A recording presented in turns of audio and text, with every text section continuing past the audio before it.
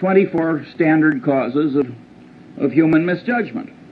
First, under recognition of the power of what psychologists call reinforcement and economists call incentives.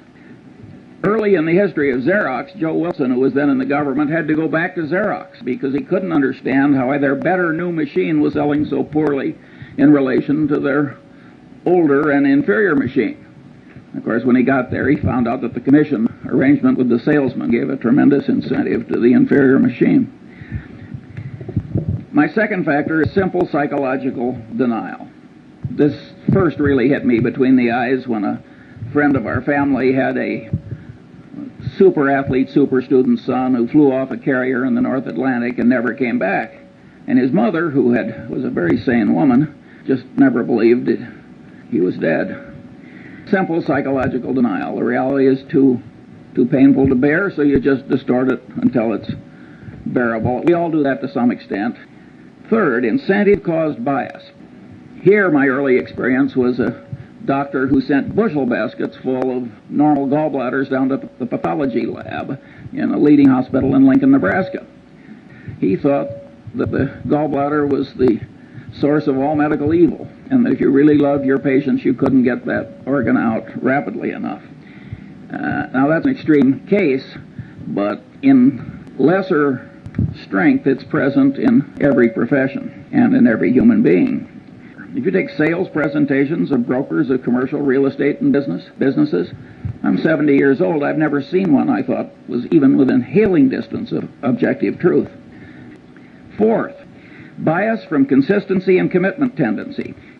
But what I'm saying here is that the human mind is a lot like the human egg. And the human egg has a shutoff device. When one sperm gets in, it shuts down so the next one can't get in. The human mind has a big tendency of the same sort. And here again, it doesn't just catch ordinary mortals, it catches the deans of physics. According to Max Planck, the really innovative, important new physics was never really accepted by the old guard. Instead, a new guard came along that was less brain-blocked by its previous conclusions. Wherever you turn, this consistency and commitment tendency is affecting you. In other words, what you think may change what you do, but perhaps even more important, what you do will change what you think. And of course, if you make a public disclosure of your conclusion, you're pounding it in to your own head. It's very important to not put your brain in chains too young by what you shout out. Sixth, bias from Pavlovian association, misconstruing past correlation as a reliable basis for decision making. I did learn about Pavlov in high school biology.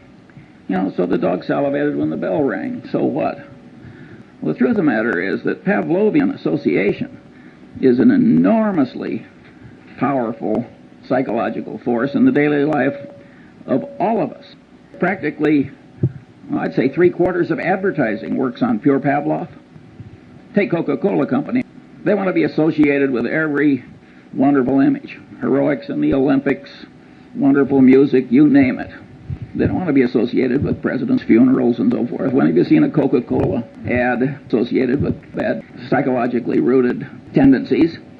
And the association really works. And all these psychological tendencies work largely or entirely on a subconscious level, which makes them very insidious.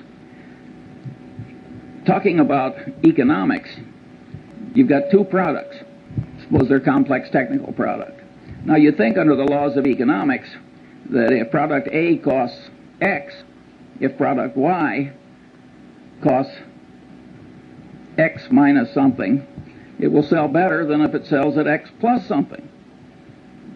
But that's not so. In many cases, when you raise the price of the alternative product, it'll get a larger market share than it would when you make it lower than your competitor's product. It's a pure Pavlovian phenomenon. Seventh, bias from reciprocation tendency, including the tendency of one in a role to act as other persons expect. Cialdini demonstrated this by running around a campus, and he asked people to take juvenile delinquents to the zoo. And it was a campus, and so 1 in 6 actually agreed to do it. And after he'd accumulated the statistical output, he went around on the same campus and he asked other people, he said, gee, would you devote 2 afternoons a week to taking juvenile delinquents somewhere and suffering greatly yourself to help them? And there he got 100% of the people to say no. But after he made the first request, he backed off a little. He said, well, would you at least take them to the zoo one afternoon?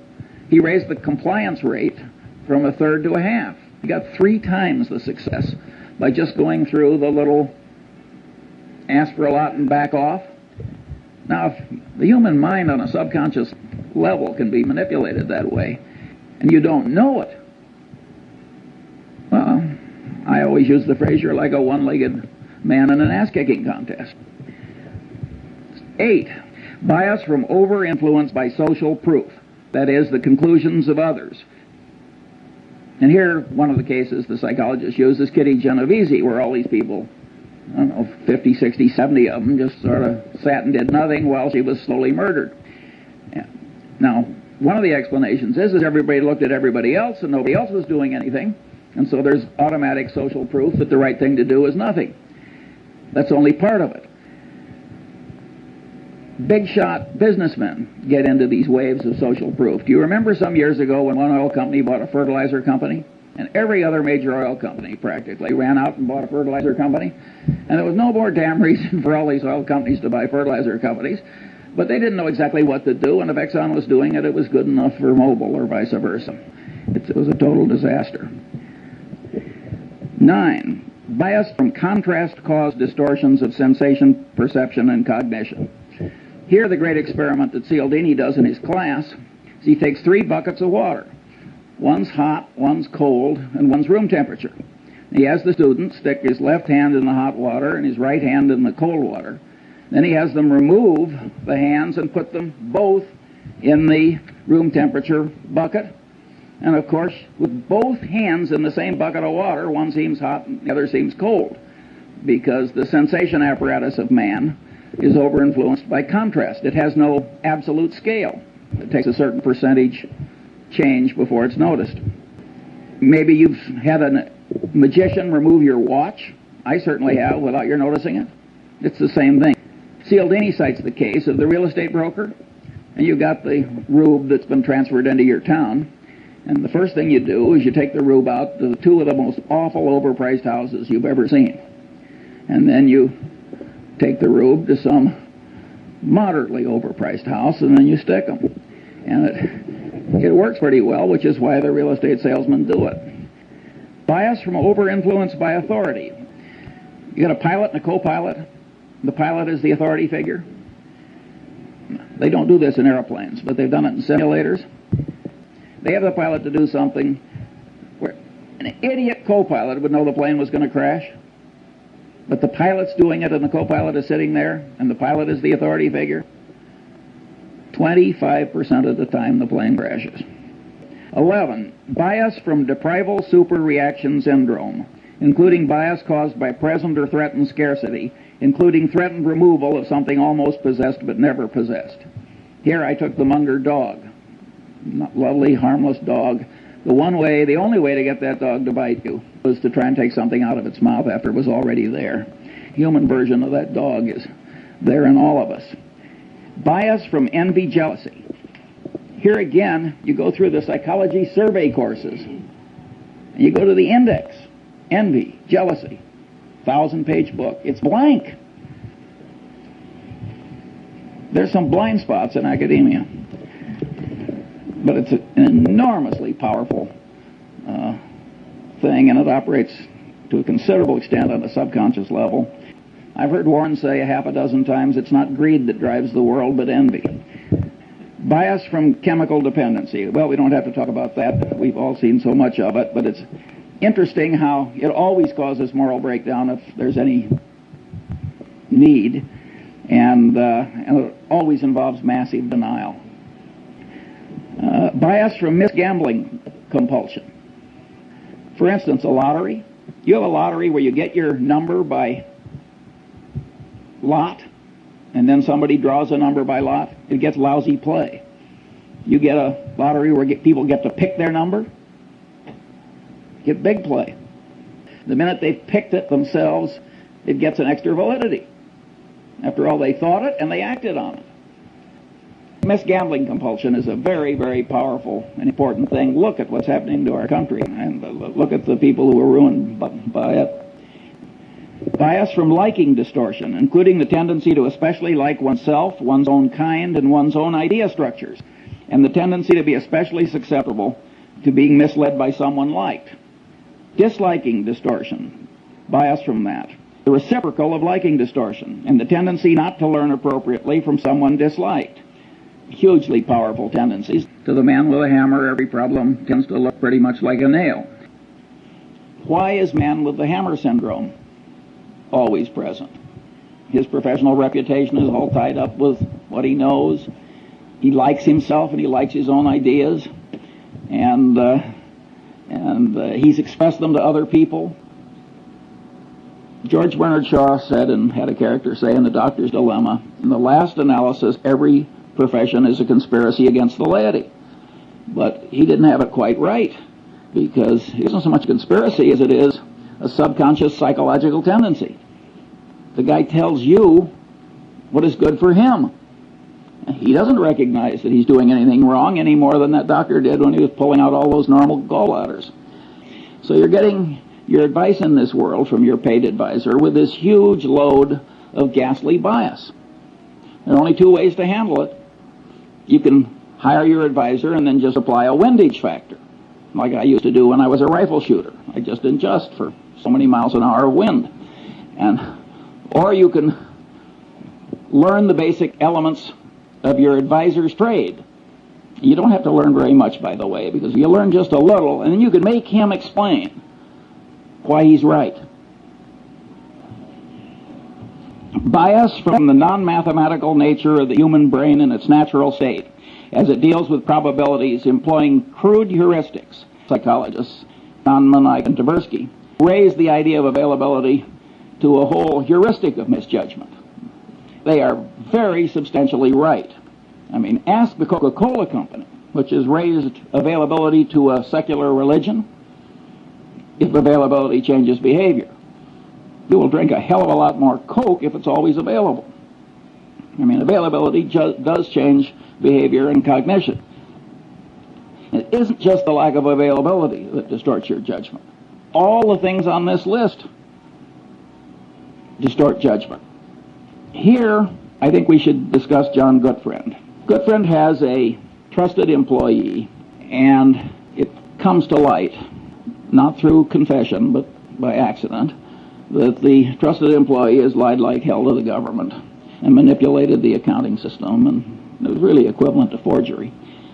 And the man immediately says, I've never done it before, I'll never do it again, it was an isolated example.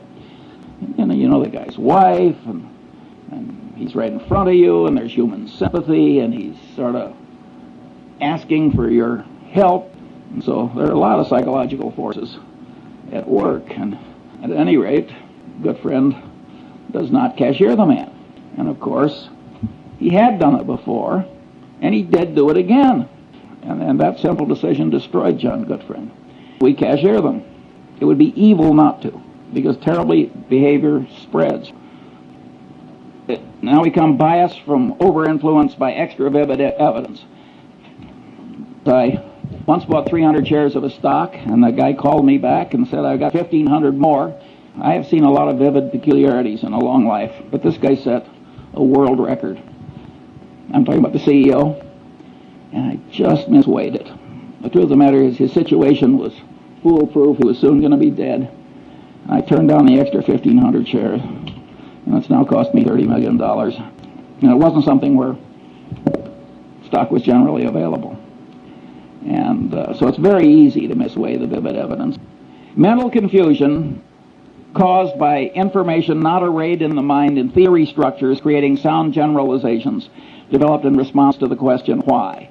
Well, we all know people who flunk, and they try and memorize, and they try and spout back, and it doesn't work. The brain doesn't work that way. You've got to array facts on theory structures answering the question, why?